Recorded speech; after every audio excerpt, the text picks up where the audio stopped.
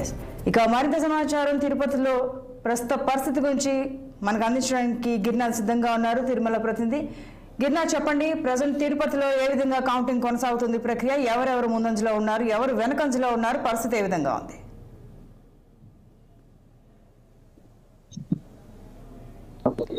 Girinath mute లో ఉంది, unmute చేయండి.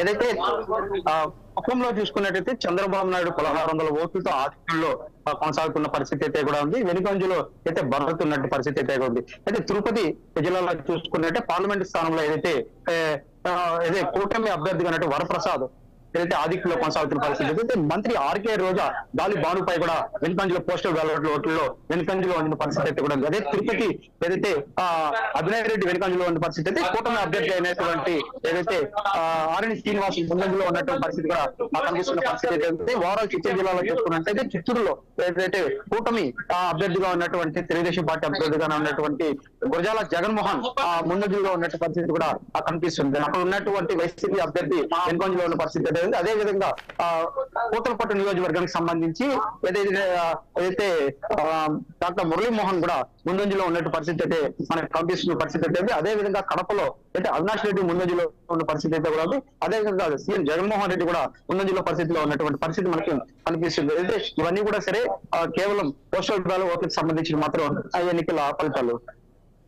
గిరినాథ్, అలాగే చంద్రగిరి విషయానికి వస్తే మొన్న పోలింగ్ జరిగిన తర్వాత రోజు నుంచి చంద్రగిరిలో చాలా ఘర్షణలు తలెత్తాయి. ఒక రాజకీయ నేతల ఇన్వాల్వ్మెంట్ కూడా అందులో కనిపించింది. మరి ప్రస్తుతం ఇప్పుడు ఆయా నియోజకవర్గాల దగ్గర భద్రత ఏ విధంగా ఉంది?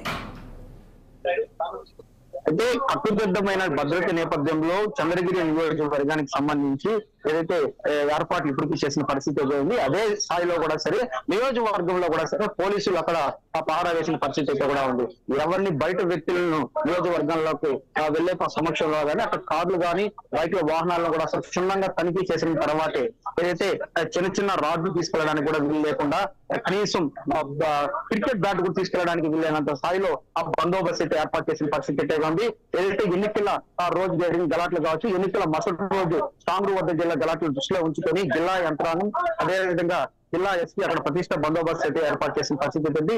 కేవలం ఒక నియోజకవర్గం పరిధిలోనే దాదాపు 1500 పైచీలకు పోలీసు అధికారులను అక్కడ అయితే బందోబస్తు ఏర్పాటు చేసిన పరిస్థితి కూడా ప్రస్తుతం కనిపిస్తుంది. ఇప్పటి వరకైతే కూడా ఆ చంద్రగిరి నియోజకవర్గానికి సంబంధించి ఆ ఎన్నికల ఫలితాలు అయితే వెలువడిన పరిస్థితి అయితే కూడా కనిపిస్తుంది. అయితే తిరుపతి చంద్రగిరి ఫలితాలు కూడా చివరి వరకు కూడా ఉత్కంఠగా రేఖ పరిస్థితి అయితే కూడా కనిపిస్తుంది. అట్లా ఏదైతే గత కొద్దిసేపటి వరకు ఉన్నట్టు ఎన్నికల ఫలితాలకు సంబంధించి ఏదైతే మంత్రి ఆర్కే రోజా వెనకంజలో ఉన్నటువంటి పరిస్థితి కూడా మనం చూడొచ్చు. Yes, right, Girnath. Thank you.